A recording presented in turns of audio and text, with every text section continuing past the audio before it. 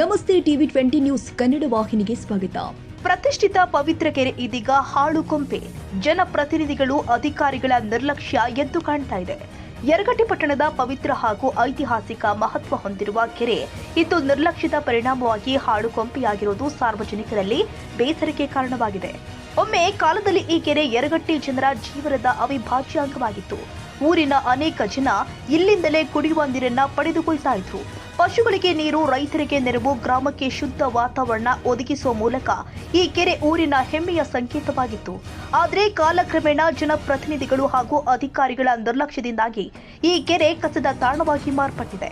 ಕೆರೆಯ ಸ್ವಚ್ಛತೆ ಹಾಗೂ ಸಂರಕ್ಷಣೆಗೆ ಅಗತ್ಯ ಕ್ರಮ ಕೈಗೊಳ್ಳದ ಪರಿಣಾಮ ಪರಿಸ್ಥಿತಿ ದಿನದಿಂದ ದಿನಕ್ಕೆ ಹದಗೆಡುತ್ತಾ ಇದೆ ಅಂತ ಸ್ಥಳೀಯರು ಆಕ್ರೋಶ ವ್ಯಕ್ತಪಡಿಸಿದ್ದಾರೆ. ಈ ಕುರಿತು ಅಧಿಕಾರಿಗಳನ್ನ ಪ್ರಶ್ನೆ ಮಾಡಿದರೆ ಸರ್ಕಾರದಿಂದ 2.1 ಕೋಟಿ ಅನುದಾನ ಮಂಜೂರಾಗಿದ್ದು ಕೆರೆಯ ಅಭಿವೃದ್ಧಿ ಹಾಗೂ ಪುನರುಜ್ಜೀವನ ಕಾಮಗಾರಿ ಶೀಘ್ರದಲ್ಲೇ ಆರಂಭವಾಗಲಿದೆ ಎಂದು ಬಹಳ ದಿನಗಳಿಂದ ಹೇಳ್ತಾ ಬಂದಿದ್ದಾರೆ. ಆದರೆ ಇದುವರೆಗೆ ಯಾವುದೇ ಸ್ಪಷ್ಟ ಕಾಮಗಾರಿ ಆರಂಭವಾಗದಿರುವುದು ಜನರಲ್ಲಿ ಅಸಮಾಧಾನಕ್ಕೆ ಕಾರಣವಾಗಿದೆ.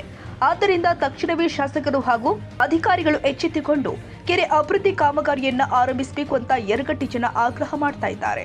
ಪುನಃ ಈ ಕೆರೆ ಸ್ವಚ್ಛವಾಗಿ ಸುಂದರವಾಗಿ ರೂಪುಗೊಂಡು ಯರಗಟ್ಟಿಗೆ ಹೊಸ ಸೌಂದರ್ಯ ತರಲಿ ಎಂಬುದು ಸ್ಥಳೀಯರ ಆಶಯವಾಗಿದೆ.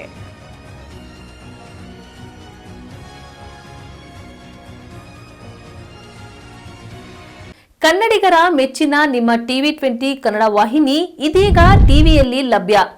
ಕರ್ನಾಟಕ ಮತ್ತು ದೇಶ ವಿದೇಶದ 360 ಡಿಗ್ರಿ ಸುದ್ದಿ ವಿವರವನ್ನ ಪಡೆಯುವುದಕ್ಕೆ ಟಿವಿ 20 ವಾಹಿನಿಯನ್ನು ಲೈಕ್ ಮಾಡಿ, ವಿಡಿಯೋಗಳನ್ನು ಶೇರ್ ಮಾಡಿ, ಕಮೆಂಟ್ ಮಾಡಿ, ಸಬ್ಸ್ಕ್ರೈಬ್ ಮಾಡಿ. HCN ಕೇಬಲ್ 842 ನಂಬರ್ನಲ್ಲಿ ಹುಕ್ಕೇರಿ ತಾಲೂಕು ಹಾಗೂ ಸಂಕೇಶ್ವರದ ಸುತ್ತಮುತ್ತಲಿನ ಹಳ್ಳಿಗಳಲ್ಲಿ ಲಭ್ಯ.